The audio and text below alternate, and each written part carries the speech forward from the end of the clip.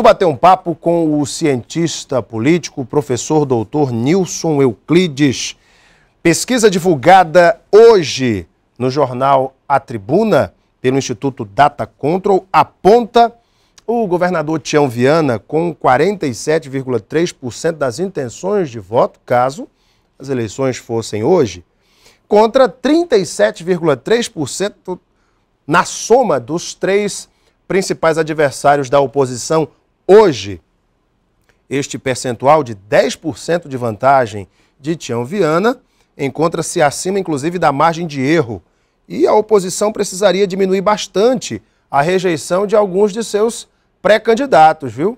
O professor Nilson Euclides nos fala também sobre a política nacional, essa história da criação do novo partido, a fusão PPS-PMN, a criação da Mobilização Democrática, o MD, a questão do projeto de lei do deputado Edinho de Araújo, do PMDB de São Paulo, que veda aí a criação de novos partidos sob o aspecto fundo partidário e do tempo de TV. Professor Nilson Euclides, muito boa noite. Boa noite, Alain. Tudo bem com o senhor? Tudo bem, e você? Prazer tê-lo aqui no Gazeta Entrevista. Só acompanho o senhor agora em Paris, em Barcelona, em Cusco, enfim, professor. Fez um tour pela Europa? Quando tem um tempinho, a gente precisa aproveitar um pouco essa vida. Porque Parabéns, bonitas fotos no seu Facebook. Mas é muito bonito. Cusco é uma cidade encantadora. Paris também, né, professor? Não, Paris é sensacional, né? Paris é sensacional.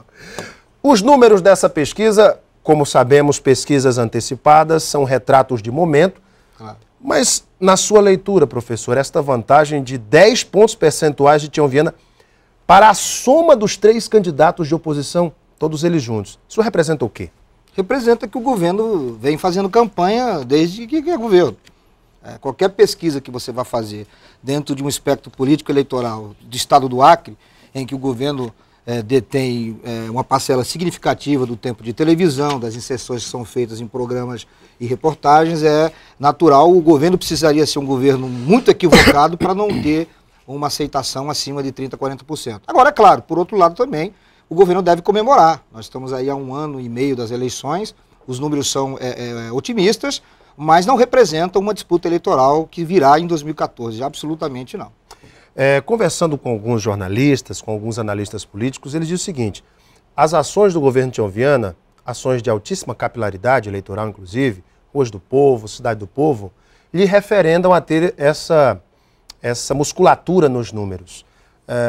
E alguns analistas dizem o seguinte: esta Cidade do Povo, dando certo como é o caminho que dê certo, será muito difícil bater Tião Viana. Então, o senhor também faz essa leitura? Não, é claro que um projeto da envergadura que é a Cidade do Povo e todo o empenho que o governo está fazendo para que esse se torne o principal, digamos, o diferencial da campanha de 2014, vai, obviamente, trazer dividendos ao governo. Agora, isso vai depender muito da capacidade de gestão que o governo vai ter em relação à obra com essa dimensão.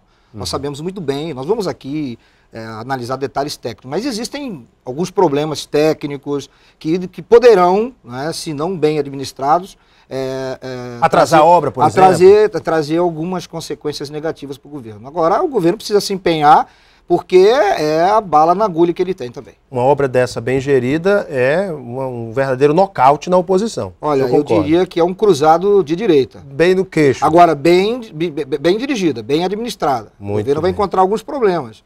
Mas... E a oposição, professor? A oposição tem aquele argumento de que, se unirem as forças, se tiverem aquele discurso unificado, uníssono, poderão vencer o governo da Frente Popular, porque tem um desgaste ao longo dos últimos anos, são aí várias gestões, este é o 4º mandato consecutivo da Frente Popular no governo do Estado, enfim.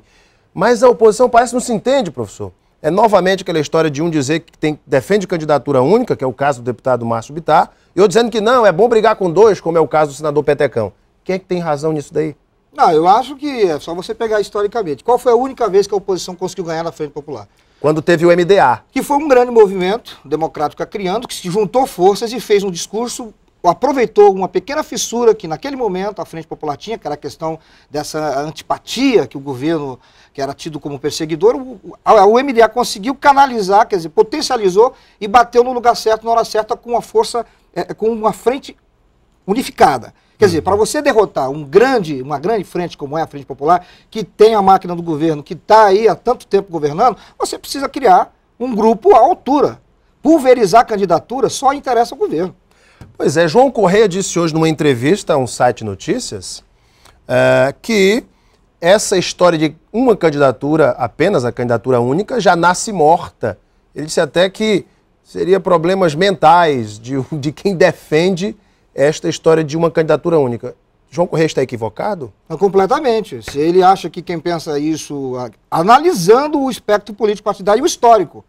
Gente, uma estratégia que não funcionou uma vez, duas, três, você vai insistir, e você tem, na verdade, que unir forças, você tem que, principalmente, utilizar as máquinas partidárias. Quando você pulveriza num primeiro turno as máquinas partidárias, você potencializa o candidato do governo, que é um candidato fortíssimo. Nós estamos falando de um governador que já foi senador da República, é irmão de um ex-governador, tem uma máquina partidária à disposição, tem uma militância à sua disposição, e você vai com a oposição...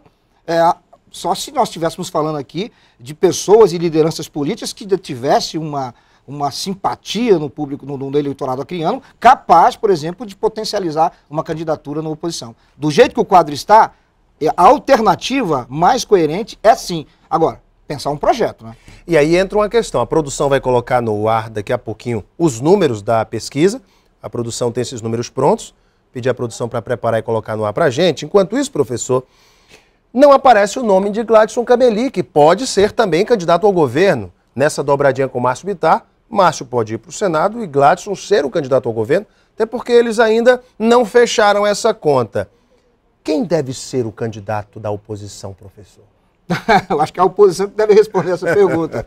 Mas eu acho que a oposição tem bons nomes. Eu acho que o deputado federal Márcio Bittar é um bom nome, aparece inclusive nas pesquisas com algo em torno de 20% das eleições. Eu acho que o Gladson Cameli, eu conheço pouco o Gladson, mas eu acho que o perfil dele, eu acho que o momento seria uma candidatura a Senado. Eu não acredito numa candidatura para o Executivo Estadual.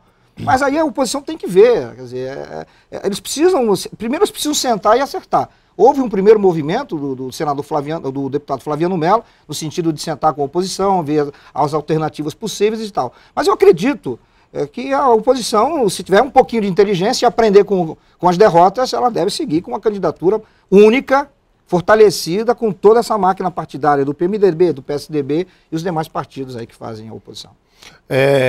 Citando aqui a entrevista de João Correia, ele diz assim: é uma coisa quase de doença mental não compreender que esse modelo de apenas uma candidatura para enfrentar Tião Viana não funciona, foi a frase utilizada por João Correia ao defender a tese de diversas candidaturas da oposição. Agora é o seguinte, a oposição se reuniu para debater um projeto de governo alternativo ao da Frente Popular. A reunião foi no último dia 15, semana passada. Para que setores da administração petista os oposicionistas devem mirar os seus canhões? Que setores o senhor acha que a oposição deve atacar para poder se capitalizar politicamente? A primeira coisa que eu acho que a oposição tem de fazer, que não tem feito, e a Frente Popular está aí, porque ela como nenhum outro grupo político, conversar com as instituições que estão fora desse espectro partidário.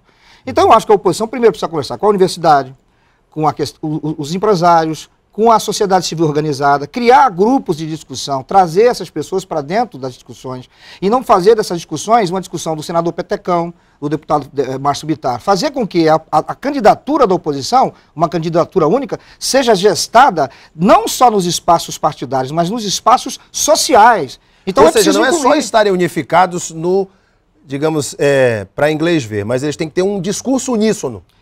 E, principalmente, uma articulação com as demais instituições, que são representativas também da sociedade. Você não pode construir uma candidatura da oposição sem trazer para dentro desse espaço de discussão a sociedade civil organizada. É preciso que pessoas, inclusive, para ajudar a enxergar melhor essa questão política partidária. Que as pessoas que estão envolvidas no processo, da mesma forma que eu digo que o governo às vezes tem um problema de miopia, às vezes, esses números aí, às vezes, eles são otimistas, mas eles são enganosos também. Então o governo precisa também ouvir, e às vezes o governo faz isso.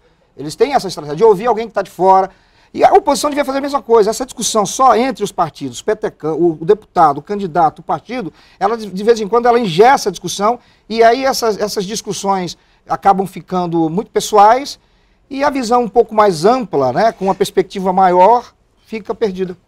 Pela sua análise e pelo que a gente percebe, a oposição continua com aquele mesmo discurso da eleição passada, dizendo que tem um projeto diferente, mas na hora do pega pra capar, estão ali pulverizados, não se entendem internamente e acabam perdendo a eleição. Mas vamos falar de outras coisas no próximo bloco, a gente vai mostrar os números que eu te prometi, temos ele aí no ponto. Daqui a pouquinho a gente volta então com o quadro para falar também da criação do MD, junção de PPS e PMN. Como é que o professor Nilson Euclides vê essa questão que pode inviabilizar a fundação do partido da Marina Silva, a rede, com essas novas regras para a criação de partidos lá em Brasília. A gente volta daqui a pouco com o segundo bloco também com o professor Nilson Euclides. Até já!